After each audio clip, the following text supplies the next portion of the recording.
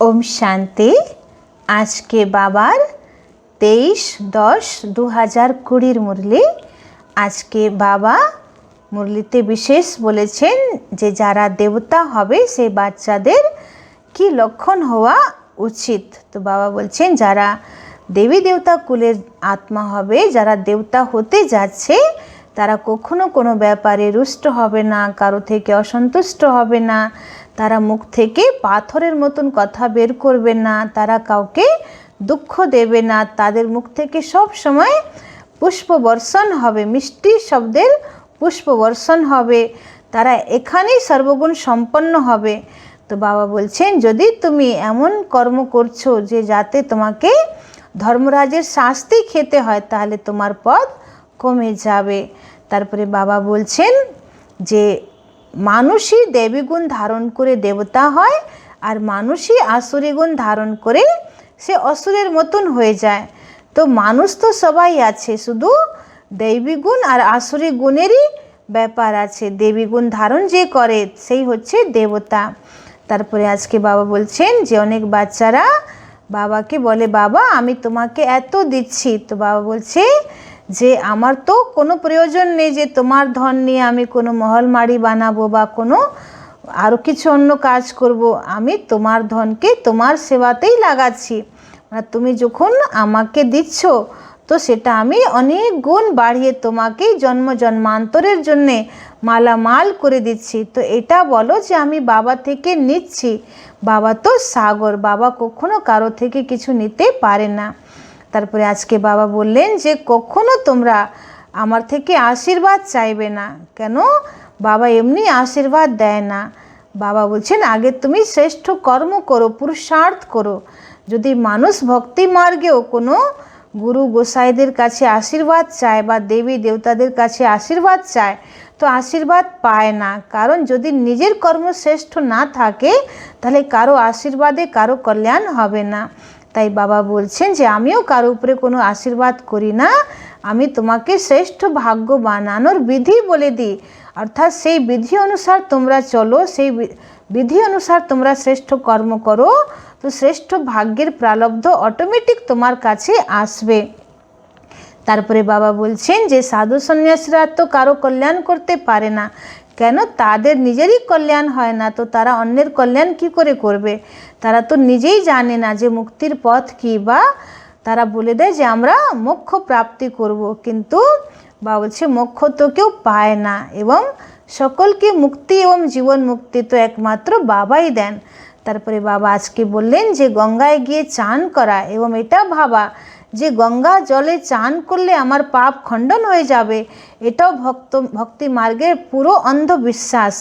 কেন? বাবা বলছেন যে প্রত্যেক শহরে যেখানে গঙ্গা বইছে তো শহরের পুরো নোংরা আবর্জনা তো সেই নদীর মধ্যেই পড়ছে। তো নদীর জল তো এমনি দূষিত, এবং সেই জলে চান করে মানুষের পাপ খণ্ডন কী করে হবে? তো আত্মার মধ্যে জন্ম জন্মান্তরের পাপ কর্মের দাগ লেগে আছে, সেটা ভস্ম হবে একমাত্র শিব বাবার স্মরণ দ্বারা। এই জন্য গীতাতেও লেখা আছে সর্বধর্ম পরিত্যজ্য মামেকম শরণম ব্রজ अहम त्वा सर्व पापेभ्यो मोक्षयामि মা শুচ। মানা সব ধর্ম ভুলে তুমি এক আমাকে স্মরণ করো, তবে তোমার পাপ ভস্ম হবে। তো বাবা বললেন আজকে যে যেমন মাম্মা বাবা কত শ্রেষ্ঠ পুরুষার্থ করলেন, তো সবাই মাম্মা বাবাকে খুব স্মরণ করে, মনে করে। কিন্তু বাবা বলছেন যে তোমরা এদের নামরূপে ফিদা হয়ে যেও না। আমাকে স্মরণ করলেই তোমার পেট ভরবে, বাকি কোনো দেহধারীকে স্মরণ করলে তোমার পেট ভরবে না। তো এইভাবে বাবা আজকে আমাদেরকে দেবী গুণ ধারণ করতে বললেন। আরেকটা কথা বাবা বললেন যে যদি তোমরা নিজের বাড়িতে ড্রয়িং রুমে বাবার সমস্ত প্রদর্শনী চিত্র লাগাও তাহলে তোমরা নিজেরাও বিজি থাকবে, এবং যারা আসবে তাদেরকে তোমরা জ্ঞান শোনাবে, তারাও খুশি হবে, তাদেরও ইনকাম হয়ে যাবে। এই জন্য এটা বিশাল একটা সেবা, এটা করতে হবে। তো এইভাবে বাবা অনেক জ্ঞান রত্নে আজকে আমাদেরকে সাজিয়েছেন। চলুন এবার বাবার পুরো মুরলি বিস্তারিতভাবে শুনব। मीठे बच्चे, श्रेष्ठ ते श्रेष्ठ बनने के लिए स्वयं भगवान तुम्हें श्रेष्ठ मत दे रहे हैं, जिससे तुम नरकवासी से स्वर्गवासी बन जाते हो। प्रश्न है, देवता बनने वाले बच्चों को विशेष किन बातों का ध्यान रखना है? बाबा प्रश्न করছেন যে যারা দেবতা হতে চলেছে সেই বাচ্চাদেরকে কি ব্যাপারে খুব অ্যাটেনশন রাখতে হবে। तो बाबा उत्तरे बोलছেন, कभी कोई बात में रूठना नहीं, शकल मुर्दे जैसी नहीं करनी है, किसी को भी दुख नहीं देना है। देवता बनना है तो मुख से सदैव फूल निकले। अगर कांटे व पत्थर निकलते हैं तो पत्थर के पत्थर ठहरे। गुण बहुत अच्छे धारण करने हैं, यहाँ ही सर्वगुण संपन्न बनना है। सजाएं खाएंगे तो फिर पद अच्छा नहीं मिलेगा। बाबा बोलছেন যে কোনো ব্যাপারে তোমরা রুষ্ট হবে না, অসন্তুষ্ট হবে না, তোমাদের চেহারা যেমন মরার মতন করবে না, মানে মুর্দার মতন চেহারা যেন না হয়। আর বাবা বলছেন কাউকে দুঃখ দিও না। তোমরা যেহেতু দেবতা হতে যাচ্ছ তো সব সময় তোমাদের মুখ থেকে যেন পুষ্প বর্ষণ হয়। যদি কাঁটা বেরোচ্ছে বা পাথর বেরোচ্ছে তার মানে তোমরা পাথরই থেকে গেছো। তো খুব ভালো গুণ ধারণ করতে হবে, এখানেই তোমাকে সর্বগুণ সম্পন্ন হতে হবে। যদি কোনো রকম তুমি ধর্মরাজের শাস্তি খাও তাহলে পদ তোমার কমে যাবে। তো বাবা বলছেন যে কোনো ব্যাপারে তোমরা রুষ্ট হবে না, এটাই হচ্ছে দেবী দেবতা হওয়ার বাচ্চাদের লক্ষণ। ओम शांति। नए विश्व व नई दुनिया के मालिक बनने वाले रूहानी बच्चों प्रति रूहानी बाप बैठ समझाते हैं। यह तो बच्चे समझते हैं कि बाप आए हैं बेहद का वर्षा देने। हम लायक नहीं थे, कहते हैं हे प्रभु मैं लायक नहीं हूँ, मुझे लायक बनाओ। तो बाप बच्चों को समझाते हैं तुम मनुष्य तो हो, यह देवताएं भी मनुष्य हैं, परंतु इनमें दैवी गुण हैं। इन्हों को सच्चा सच्चा मनुष्य कहेंगे। मनुष्य में आसुरी गुण होते हैं तो चलन जानवरों मिसल हो जाती है। বলছেন মানুষের মধ্যে যখন দৈবী গুণ আছে তখন সেই মানুষ দেবতা, আর যখন মানুষের মধ্যে আসুরি গুণ আছে তখন সেই মানুষকে পশু থেকে অধম বলা হয়। दैवी गुण नहीं है तो उसको आसुरी गुण कहा जाता है। अब फिर बाप आकर तुमको श्रेष्ठ देवता बनाते हैं। तो যাদের মধ্যে এত আসুরি গুণ ভরে গেছিল বাবা এসে এখন তাদেরকে আবার श्रेष्ठ देवता বানাচ্ছে। सच खंड में रहने वाले सच्चे सच्चे मनुष्य यह लक्ष्मी नारायण हैं। इन्हों को फिर देवता कहा जाता है। इन्हों में दैवी गुण हैं, भल गाते भी हैं हे पतित पावन आओ। परंतु पावन राजाएं कैसे होते हैं, फिर पतित राजाएं कैसे होते हैं, यह राज कोई नहीं जानते। वह है भक्ति मार्ग, ज्ञान को तो और कोई जानता नहीं। तुम बच्चों को बाप समझाते हैं और ऐसा बनाते हैं। बाबा बोलছেন যে সত্যযুগে সবাই পাবন রাজা হবেন আর দাপর থেকে সব পতিত রাজা।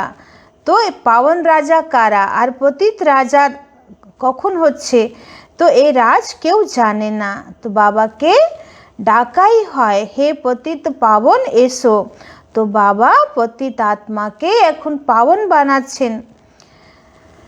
तुम बच्चों को बाप समझाते हैं और ऐसा बनाते हैं। कर्म तो यह देवताएं भी सतयुग में करते हैं, परंतु पतित कर्म नहीं करते हैं। बाबा বলছেন যে কর্ম তো দেবী দেবতারাও করবে সত্যযুগে, যখন দেহ আছে তো কর্ম তো করতেই হবে। চোখ আছে তো দেখবে, মুখ আছে তো কথা বলবে, জীব আছে তো আহার তো করতেই হবে, তো কর্ম তো দেবী দেবতারাও করবে, কিন্তু যেহেতু তাদের মধ্যে পুরো দৈবী গুণ আছে তো তারা কখনো কোনো পতিত কর্ম করবে না। छी छी काम न करने वाले ही स्वर्गवासी होते हैं, नरकवासी से माया छी छी काम कराती है। যারা নরকে আছে তাদের থেকে মায়া ছি ছি কাজ করায়। तो अब भगवान बैठ श्रेष्ठ काम कराते हैं और श्रेष्ठ मत देते हैं कि ऐसे छी छी काम नहीं करो। बाबा बार बार बोलছেন যে তোমরা এরকম ছি ছি কাজ আর করো না। श्रेष्ठ ते श्रेष्ठ बनने के लिए श्रेष्ठ ते श्रेष्ठ मत देते हैं। देवताएं श्रेष्ठ हैं ना, रहते भी हैं नई दुनिया स्वर्ग में, यह भी तुम्हारे में नंबरवार पुरुषार्थ अनुसार जानते हैं। इसलिए माला भी बनती है 8 की व 108 की करके 16,108 की भी कहें तो वह भी क्या हुआ। इतने करोड़ मनुष्य हैं, इनमें 16,000 निकले तो क्या हुआ। বাবা বলছেন যে এত কোটি কোটি মানুষ, কিন্তু বাবার জ্ঞান কতজন নিতে পারছেন। এবার বাবার জ্ঞান যতজন নিয়েছেন তাদের মধ্যেও কতজন পাস উইথ অনার হয়ে পুরুষার্থ করছেন, মানে এত পুরুষার্থ করে যারা অষ্টরত্নে চলে যাচ্ছেন বা বৈজন্তী মালা 108 দানার যে মালা, সেই মালাতে তারা চান্স পাচ্ছে, বা রয়্যাল ফ্যামিলি মেম্বার 16,108 তার মধ্যে চান্স পাওয়া। তো বাবা বলছেন যে এত কোটি কোটি মানুষের মধ্যে এত উঁচ পদ পাওয়া, এত উঁচু পদ পাওয়া, এটাও মানা বাবা বলছেন খুবই মেহনত এবং পুরুষার্থের ব্যাপার। तो 1/4% भी नहीं, तो बाप बच्चों को कितना ऊंच बनाते हैं। रोज बच्चों को समझाते हैं कि कोई भी विकर्म नहीं करो। तुमको ऐसा बाप मिला है तो बहुत खुशी होनी चाहिए। तुम समझते हो कि हमको बेहद के बाप ने एडाप्ट किया है, हम उनके बने हैं। বলছে তোমাদের মনে খুব খুশি থাকা দরকার যে বেহদের বাবা তোমাকে অ্যাডাপ্ট করেছে ব্রহ্মা দ্বারা। तो हम उनके बने हैं, बाप है स्वर्ग का रचयिता। तो ऐसे स्वर्ग का मालिक बनने के लायक सर्वगुण संपन्न बनना पड़े। यह लक्ष्मी नारायण सर्वगुण संपन्न थे, इन्हों के लायकी की महिमा की जाती है। फिर 84 जन्मों के बाद नालायक बन जाते हैं। বলছেন যে সত্যযুগে লক্ষ্মী নারায়ণ সম্পূর্ণ যোগ্য দেব আত্মা, তো বাবা স্বয়ং ভগবান এদের এত প্রশংসা করছে, মহিমা করছে, আবার পুরো 84 জন্ম নিতে নিতে এরাও সাধারণ হয়ে যাচ্ছেন। एक जन्म भी नीचे उतरे तो जरूर कला कम हुई है। বলছেন সত্যযুগের প্রথম জন্মের পরে আবার যখন দ্বিতীয় জন্ম নিচ্ছেন তখনই কলা একটু সামান্য কমে যাচ্ছে, পুরো 16 কলা থেকে একটু সামান্য কমে যাচ্ছে। तो ऐसे धीरे धीरे कम होती जाती है, जैसे ड्रामा भी जो मिसल चलता है ना, तुम भी धीरे धीरे नीचे उतरते हो ना। तो 1250 वर्ष में 2 कला कम हो जाती है। বাবা সত্যযুগেরই কথা বলছেন কি সত্যযুগে আমরা পুরো 16 কলায় সম্পূর্ণ থাকব, কিন্তু আবার 1250 বছর মধ্যে সত্যযুগে যখন আমরা ত্রেতা যুগে প্রবেশ করছি 1250 বছর কমপ্লিট করে, তখন 16 কলা থেকে 2টো কলা কমে যাচ্ছে, আর ত্রেতা যুগে আমাদের মাত্র 14 কলা থাকছে। फिर रावण राज्य में जल्दी जल्दी कला कम हो जाती है। দাপুর যুগে আস্তে আস্তে আমাদের 16 কলা থেকে মাত্র 8 কলা থেকে গেল। এবার দাপুর যুগে সেই 8 কলাও শেষ, কলিযুগে আমাদের মধ্যে কোনো কলাই নেই, আমরা পুরো কলাহীন হয়ে গেলাম। ग्रहण लग जाता है, जैसे सूर्य चांद को भी ग्रहण लगता है ना, ऐसे नहीं कि चंद्रमा सितारों को ग्रहण नहीं लगता है, सबको पूरा ग्रहण लगा हुआ है।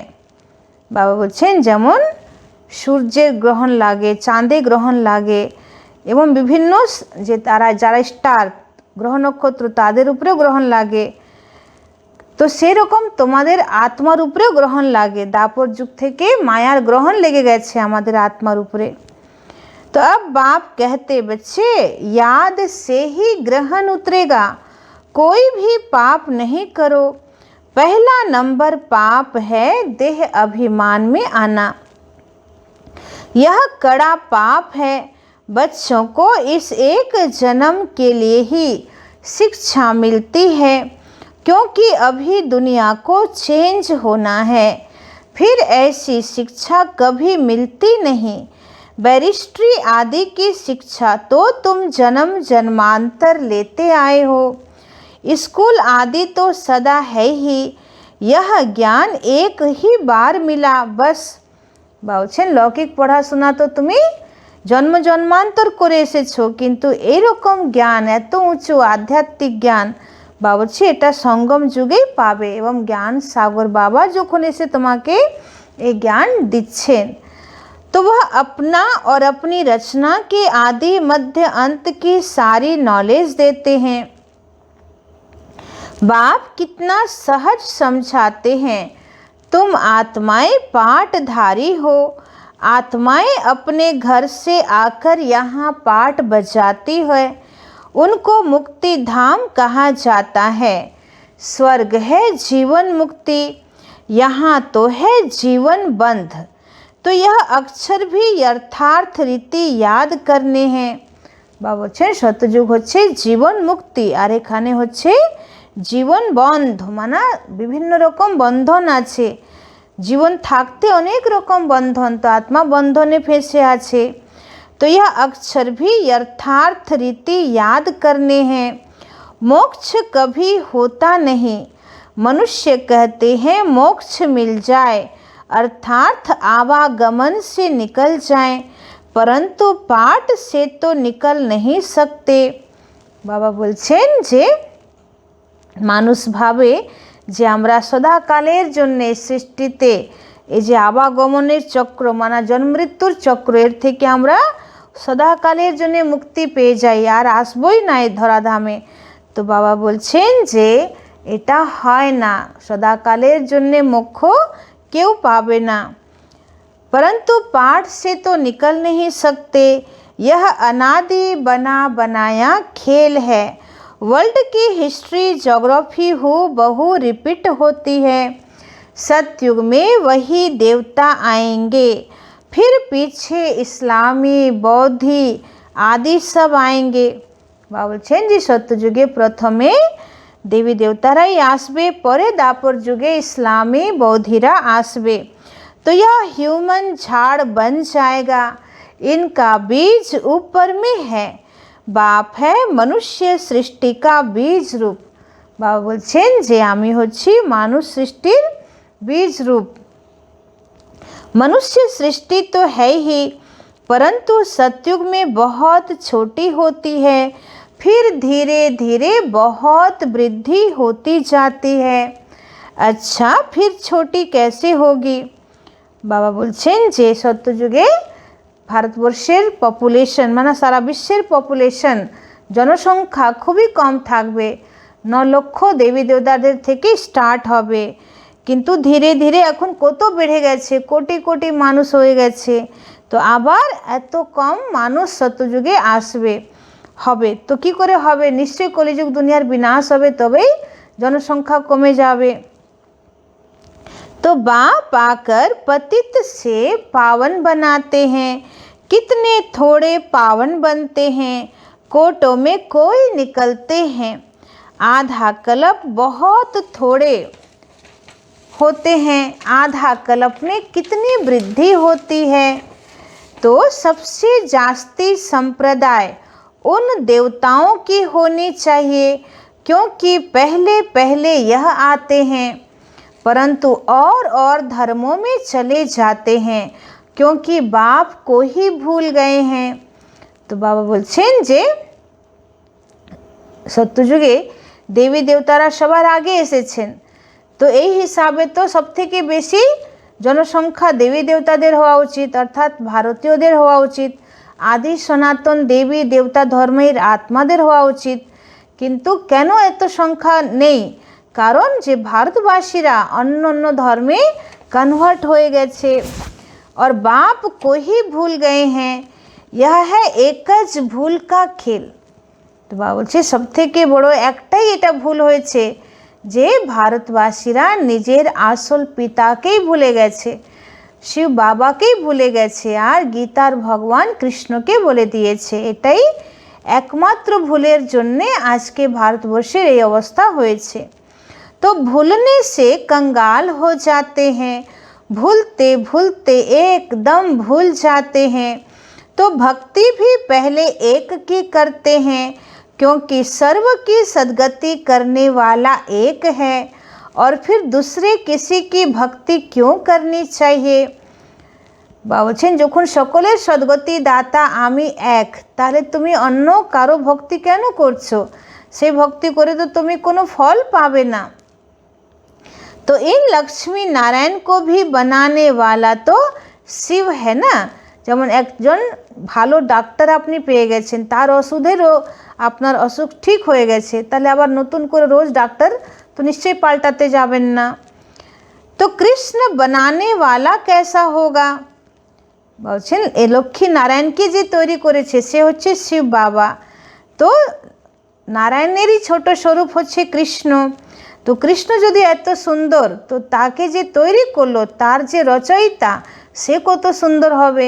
এই জন্যে একমাত্র শিব বাবার ক্ষেত্রেই নামটা আসে, শব্দটা আসে সত্যম शिवम सुंदरम। तो अब बाप कहते हैं मुझे याद करो और दैवी गुण धारण करो। कोई भी प्रॉपर्टी का झगड़ा आदि है तो उनको खलास कर दो। বাবা বলছেন যে যদি তোমাদের জায়গা সম্পত্তি নিয়ে কোনো লড়াই ঝগড়া থাকে তাহলে সেটাকে সমাপ্ত করো। ঝগড়া করতে করতে তো প্রাণ ভি নিকল যাएंगे। বলছে একটু জায়গা জমির জন্য ঝগড়া করতে করতে যদি তোমার প্রাণ বেরিয়ে যায় তাহলে তোমার অন্তমতি সুগতি কী হবে? বা আবার তোমাকে ওই জমি জায়গার মধ্যেই আসতে হবে। তার থেকে ভালো যে তার আগেই হিসাব কিতাব পূরণ করে দাও। कोई भी प्रॉपर्टी का झगड़ा आदि है तो उनको खलास कर दो। बाप समझाते हैं इसने छोड़ा तो कोई झगड़ा आदि थोड़े किया, कम मिला तो जाने दो, उसके बदले कितनी राजाई मिल गई। বাবা বলছেন যে ব্রহ্মা বাবা যখন এটা ভাবলেন যে আমি আর ব্যবসা করব না, ডিসিশন নিলেন যে আমি আর ব্যবসা করব না, আমি এবার আমার পুরো জীবনটা বাবার সেবায় লাগিয়ে দেব, তখন উনি পার্টনারকে বললেন যে আমার এই হীরের যে ব্যবসা চলছে এটা পুরোটা তুমি নিয়ে নাও, আর আমার হকের যে টাকাটা হয় সেটা আমাকে দাও। তো পার্টনার একটু কম দিল। তো বাবা বলছে তার জন্য ব্রহ্মা বাবা দুঃখী হননি। উনি ভাবলেন যে আমি তো রাজাই পাচ্ছি, বিশ্বের বাদশাহী পাচ্ছি, তার কাছে এটা কি আছে। তো বাবা কোনো লড়াই ঝগড়া করলেন না, আর যা পেলেন সেটা নিয়ে বাবা সন্তুষ্ট হয়ে গেলেন। तो बाबा बताते हैं मुझे साक्षात्कार हुआ विनाश और राजाई का, तो कितनी खुशी हुई।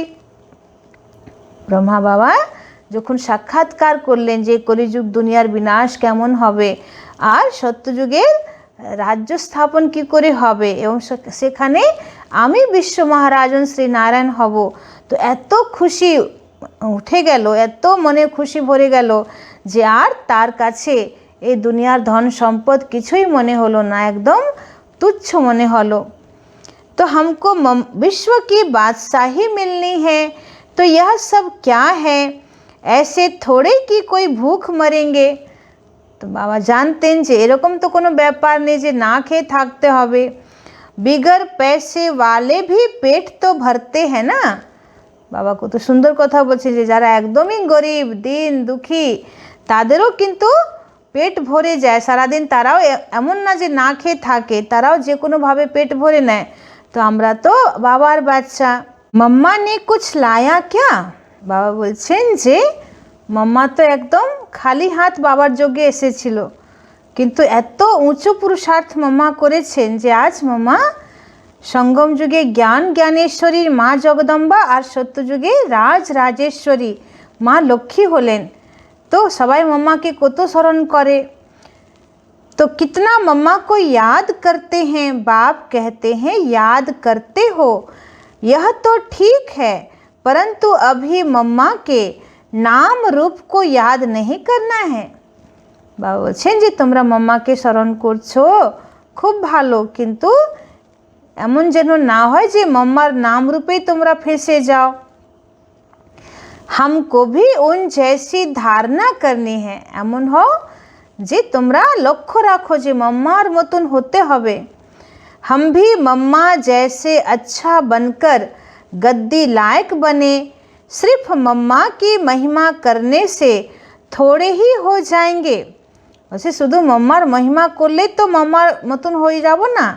बाप तो कहते हैं माँ मेकम याद करो, याद की यात्रा में रहना है, मम्मा जैसा ज्ञान सुनना है। मम्मा की महिमा का सबूत तब हो जब तुम भी ऐसे महिमा लायक बनकर दिखाओ। सिर्फ मम्मा मम्मा कहने से पेट नहीं भरेगा और ही पेट पीठ से लग जाएगा। शिव बाबा को याद करने से पेट भरेगा। बाबा तो सब समय बोलें जे कोनो देहधारी मानुष के स्मरण करले तुम्हार कल्याण होबे ना, तुम्हाके स्मरण करते होबे एकमात्र शिव बाबा के। तो शिव बाबा के स्मरण करलेई तुम्हार एक सेकेंड यदि बाबा के स्मरण करो तो पदम गुना प्राप्ति, ताई तुम्हार पेट भरे जाबे जन्म जन्मांतरेर जन्ने। और यदि तोमरा शिव बाबा के भूले कोनो देहधारी के शुधु स्मरण करो ताहले तो बाबा बोलछे तुम्हार आत्मार पाप माने भस्म होबे ना, खंडन होबे ना, और तुम्हार इनकम होबे ना। तो इस दादा को भी याद करने से पेट नहीं भरेगा। याद करना है एक को, बलिहारी एक की है। युक्तियाँ रचनी चाहिए सर्विस की, सदैव मुख से फूल निकले। अगर कांटे पत्थर निकलते हैं तो पत्थर के पत्थर ही ठहरे। गुण बहुत अच्छे धारण करने हैं, तुमको यहाँ सर्वगुण संपन्न बनना है। सजा खाएंगे तो फिर पद अच्छा नहीं मिलेगा। বলছে এখানেই তোমাকে সর্বগুণে সম্পন্ন হতে হবে, যদি তুমি শাস্তি খাও তাহলে পদ ভালো পাবে না। यहाँ बच्चे आते हैं बाप से डायरेक्ट सुनने, यहाँ ताज़ा ताज़ा नशा बाबा चढ़ाते हैं। सेंटर पर नशा चढ़ता है, फिर घर गए संबंधी आदि देखे तो खलास। বলছেন যে যখন সেন্টারে কেউ থাকে তো খুব নেশা উঠে যায়, আবার যখন বাড়ি যায় আত্মীয় স্বজনকে দেখলো তো পুরো মোহমায়াতে ফেসে গেল। यहाँ तुम समझते हो हम बाबा के परिवार में बैठे हैं, वहाँ आसुरी परिवार होता है, कितने झगड़े आदि रहते हैं। बाबा বলছেন যে যখন তোমরা মধুবনে আছো বা সেন্টারে আছো তো তোমরা ঈশ্বরীয় পরিবারের মধ্যে আছো, ঈশ্বরীয় পরিবারের সঙ্গে আছো, কিন্তু লৌকিক দুনিয়াতে তো আসুরি পরিবার, সেখানে জায়গা সম্পত্তি নিয়ে বিভিন্ন স্বার্থ নিয়ে কত ধরনের ঝগড়াঝাটি আছে। तो वहाँ जाने से ही कीचड़ पट्टी में जाकर पड़ते हैं। यहाँ तो तुमको बाप भूलना नहीं चाहिए। दुनिया में सच्ची शांति किसी को भी मिल न सके। पवित्रता सुख शांति संपत्ति सिवाय बाप के कोई दे नहीं सकता। বলছেন पवित्रता सुख शांति संपत्ति बाबा छाड़ा क्यों दिते पारबे ना।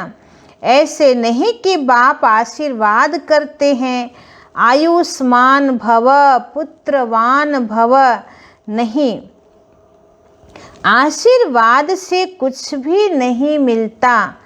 बाबा বলছেন যে এটা নয় যে বাবা তোমার উপরে আশীর্বাদ করবে যে बच्चे आयुष्मान भव पवित्र पुत्रवान भव, तो आशीर्वाद करे किच्छु पाওয়া যাবে না যতক্ষণ আমি নিজে পুরুষার্থ না করব, নিজে চেষ্টা না করব। तो आशीर्वाद से कुछ भी नहीं मिलता, यह मनुष्यों की भूल है। বলছেন যে কথায় কথায় দেবী দেবতাদের থেকে আশীর্বাদ চায়, গুরুজনদের থেকে আশীর্বাদ চায়, তো বাবা বলছে এসব দ্বারা কিছু পাওয়া যায় না যদি আমি নিজের কর্মকে শ্রেষ্ঠ না করি। सन्यासी आदि भी आशीर्वाद नहीं कर सकते हैं। आज आशीर्वाद देते कल खुद ही मर जाते हैं। বাবা বলছেন যে সাধু সন্ন্যাসীরাও তারা কতটুকু আশীর্বাদ দিতে পারে, আজকে আশীর্বাদ দেবে কালকে তারা মারা যাচ্ছে। तो पोप भी देखो कितने होकर गए हैं। गुरु लोगों की गद्दी चलती है, छोटेपन में भी गुरु मर जाते हैं फिर दूसरा कर लेते हैं, या छोटे चेले को गुरु बना देते हैं। यह तो बाप दादा है देने वाला, यह लेकर क्या करेंगे।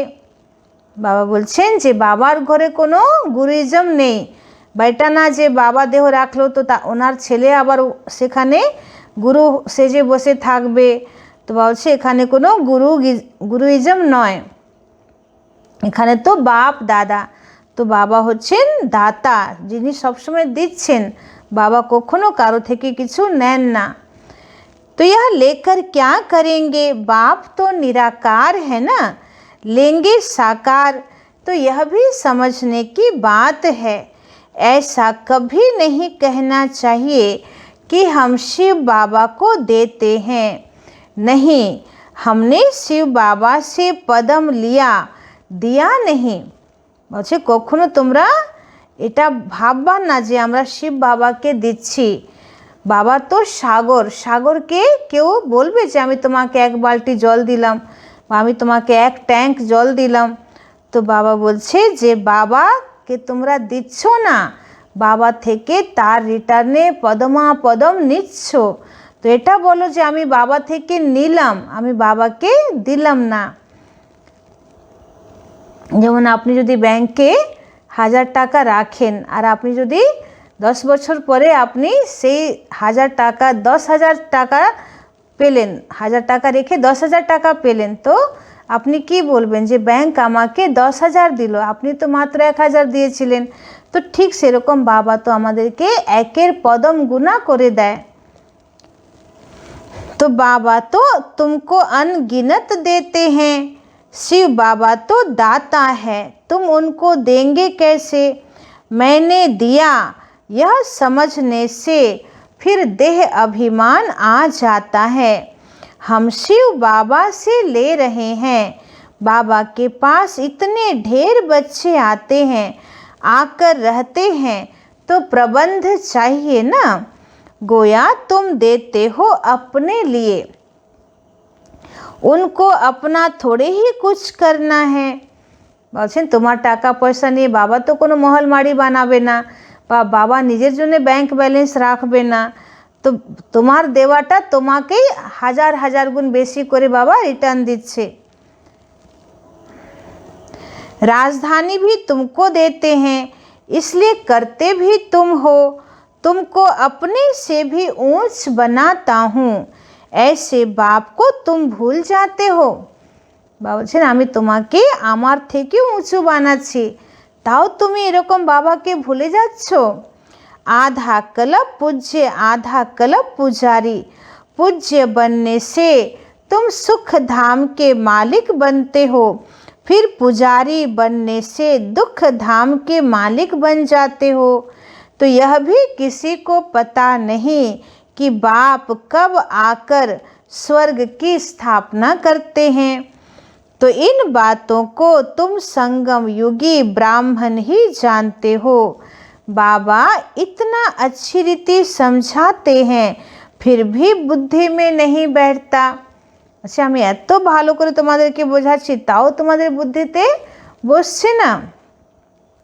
जैसे बाबा समझाते हैं ऐसे युक्ति से समझाना चाहिए, पुरुषार्थ कर ऐसा श्रेष्ठ बनना है।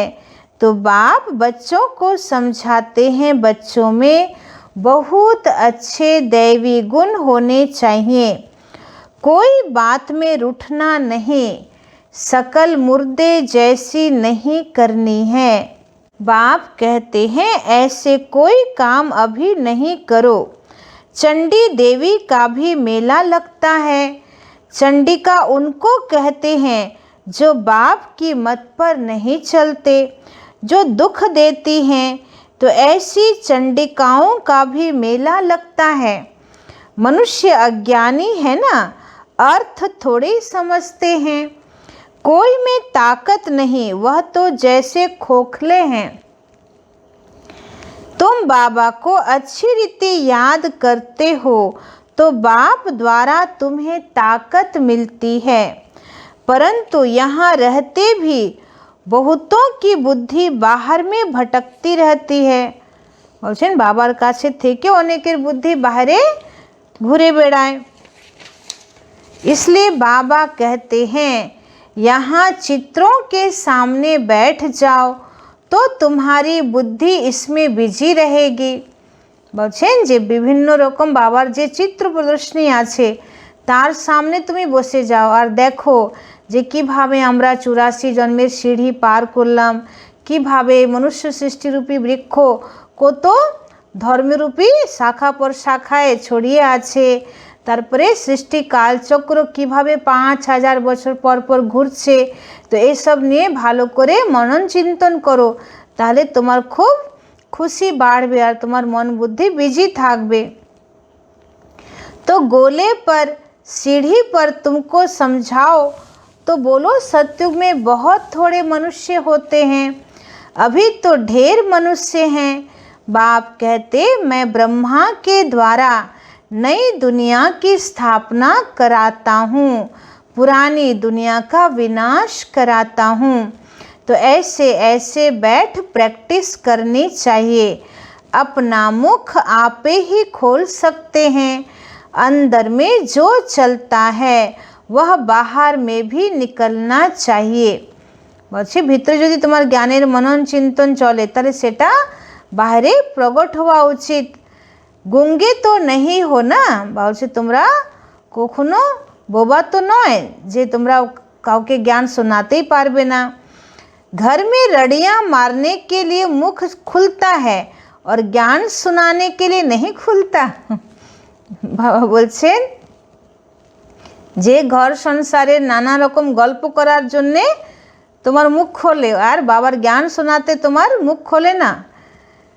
तो चित्र तो सबको मिल सकते हैं, हिम्मत रखनी चाहिए। अपने घर का कल्याण करें, अपना कमरा चित्रों से सजा दो तो तुम बिजी रहेंगे। বলছে তোমার নিজের যে ড্রয়িং রুম সেখানে বাবার সমস্ত চিত্র লাগিয়ে দাও, তাহলে যে সেখানে বসবে যে আসবে তাকে তুমি বাবার জ্ঞান শোনাবা, কিছু না কিছু তো শোনাতেই হবে। তো এভাবে তুমি বিজি হয়ে যাবে। तो यह जैसे तुम्हारी लाइब्रेरी हो जाएगी। दूसरों का कल्याण करने के लिए चित्र आदि लगा देना चाहिए। जो आए उनको समझाओ। तुम बहुत सर्विस कर सकते हो, थोड़ा भी सुना तो प्रजा बन जाएंगे। বলছে একটুখানি তোমাদের মুখ থেকে যদি বাবার জ্ঞান কেউ শুনবে তো সেও প্রজাতে চলে আসবে। এই জন্যে কত দরকার সবাইকে জ্ঞান শোনানো। तो बाबा इतनी उन्नति की युक्तियाँ बतलाते हैं। बाप को याद करो तो तुम्हारे विकर्म विनाश होंगे।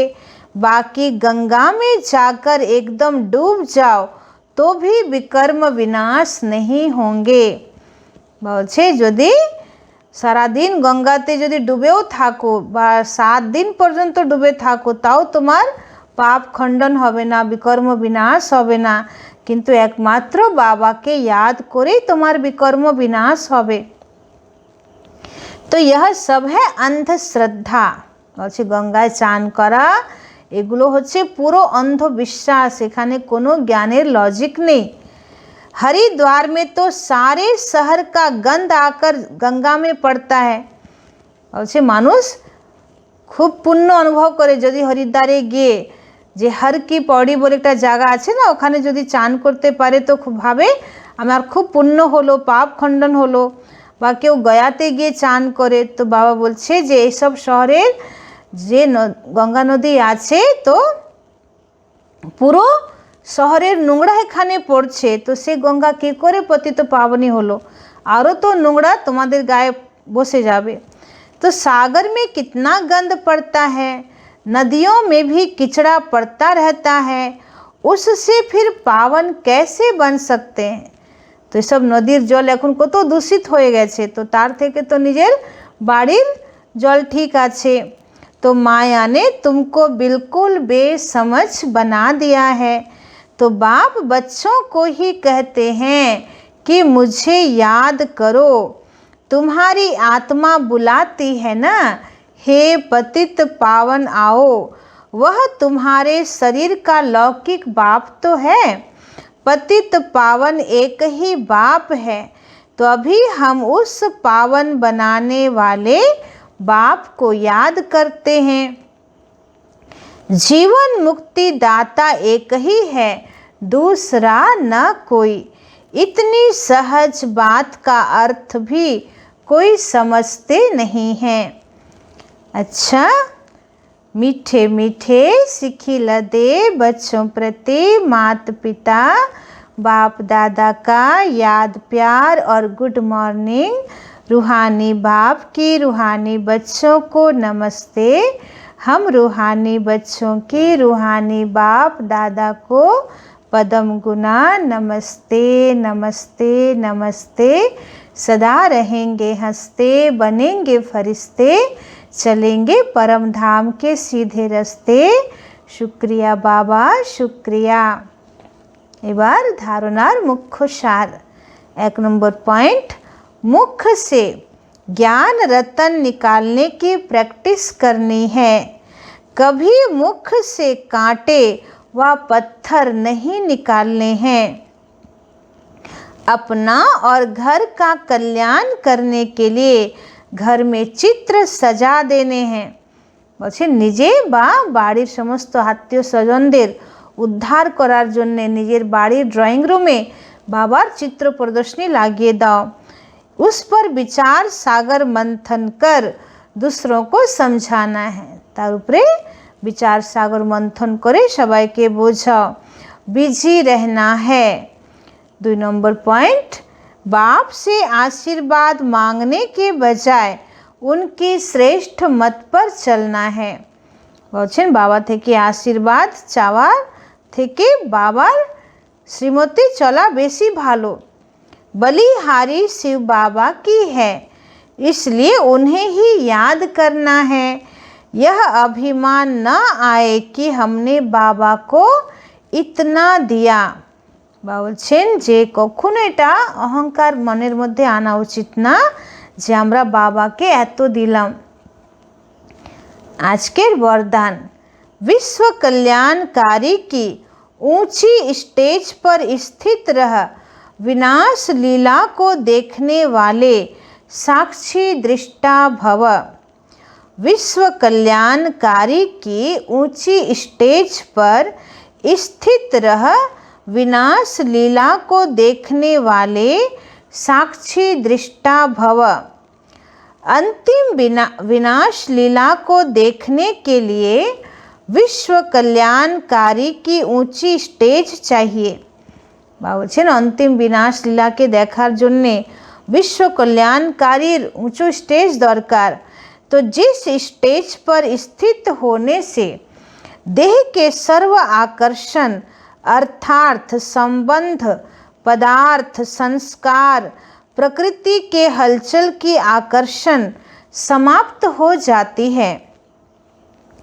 বলছেন বিশ্ব কল্যাণকারীর স্থিতিতে থাকলে তোমার এই দেহের প্রতি আকর্ষণ বা সম্বন্ধ পদার্থ সংস্কার প্রকৃতির হলচলের আকর্ষণ এসব কিছু समाप्त हो जावे।